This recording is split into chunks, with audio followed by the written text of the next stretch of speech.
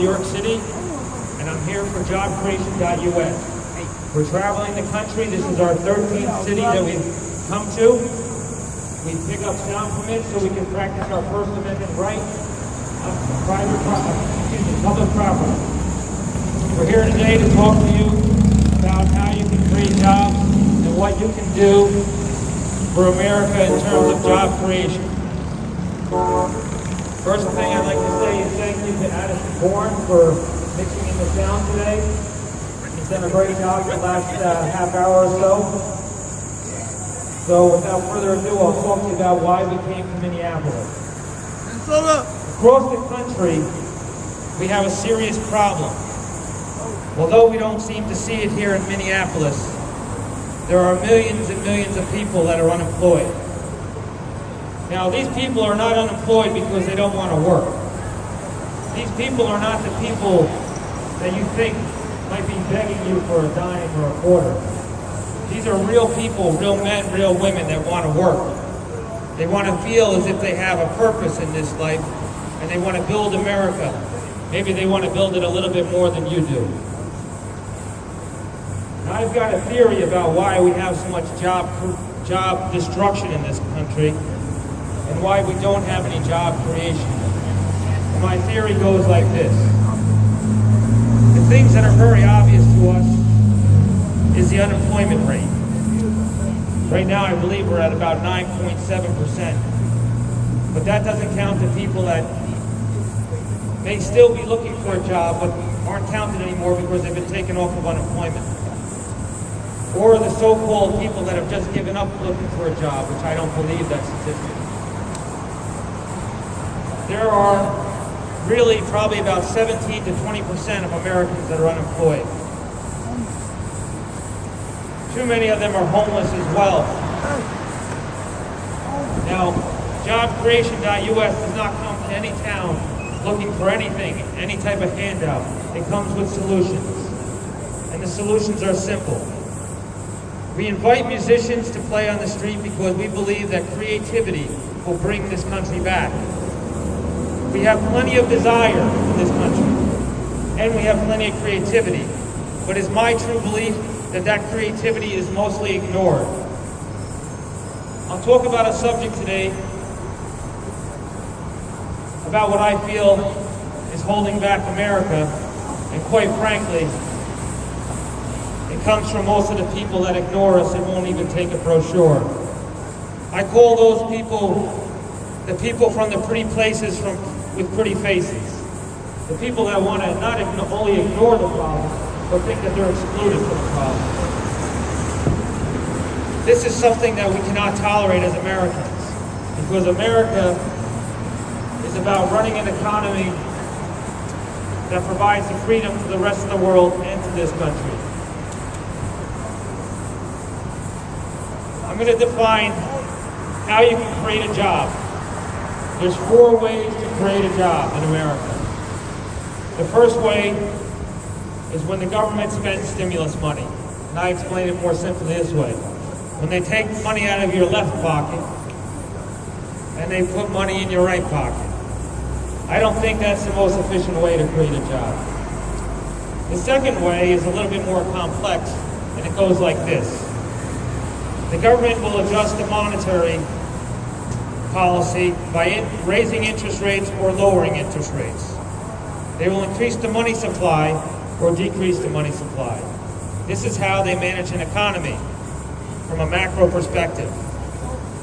Those 2 ways are out of your control. But the third and fourth ways to create a job are in your control. They're in each and every one of yours control. The third way to create a job is to take market share away from somebody else that's already doing business. Let's go with a simple example. If you know how to cook a good hot dog, and you're working at a company that sells hot dogs, well, if you leave that company or get fired, and then you open up a hot dog store right next to that hot dog stand, well, then you've created a job by taking market share. Now, you may only sell a couple hot dogs a day, but that's enough money to pay your way, and you've just created a job. Now, it can get much more complicated than that. If you're a machinist and you know how to make parts, or if you're a creative person and you know how to do graphic arts, taking market share is a very, very important way to create jobs.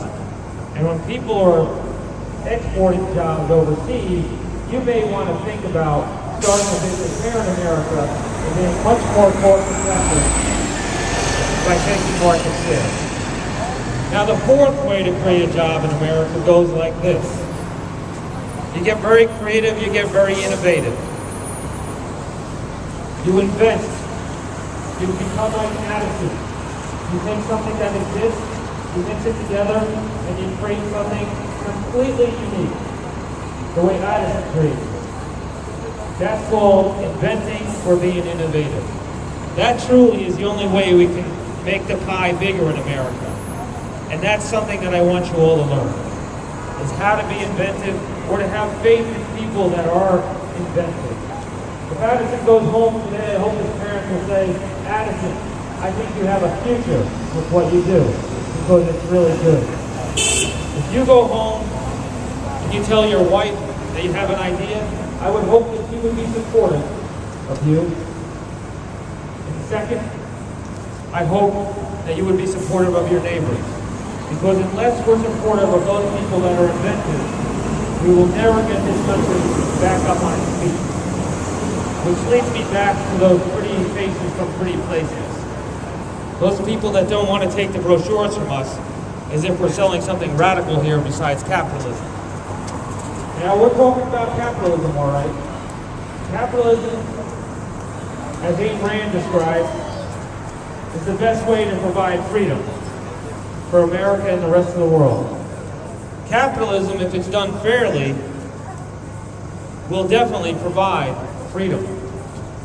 But something happened in America, and it happened to every one of us. It happened to all of us that like to listen to only certain kinds of music, or those of us who think there's only one religion in the world, or those of us who think that only people that come from certain schools matter. Those of you are focusing on the pretty faces from pretty places, and you're excluding those people that have the other idea. This is a major problem in America. We must stop only giving the credit to the pretty faces from pretty places. A little bit more on that subject. Right now we have a stock market that continues to increase. It goes up and up and it comes down and down. But a little bit of news says, oh, we're not going to make it. But the fact of the matter is, it might be going up because those pretty faces from pretty places are working with other people that have different ideas, like socialism, that have those pretty faces from pretty places. You see, those people may have gone to the same school. Some of you, or some of them, may have decided to lean towards the left. And some of those, or some of you, may have decided to lean towards the right. Now both of them seem to have the right idea from their perspective. But here's how you lose.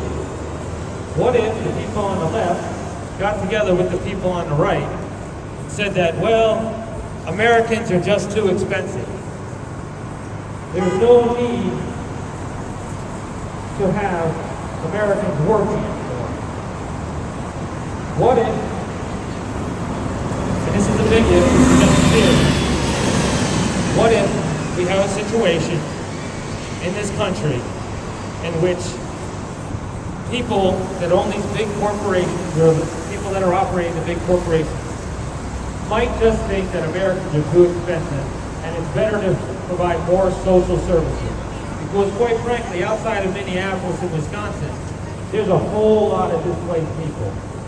Now I have to give Minneapolis a big credit because it seems to me that Minneapolis is doing the right thing. A lot of people here are employed and they seem pretty happy. But I'm pretty scared about the socialist perspective, and I'm pretty scared about a jobless recovery, which makes no sense to me at all. That's what scares me the most. It just doesn't make any sense. How could there ever be a jobless recovery if the economy was relying on consumers to move the economy.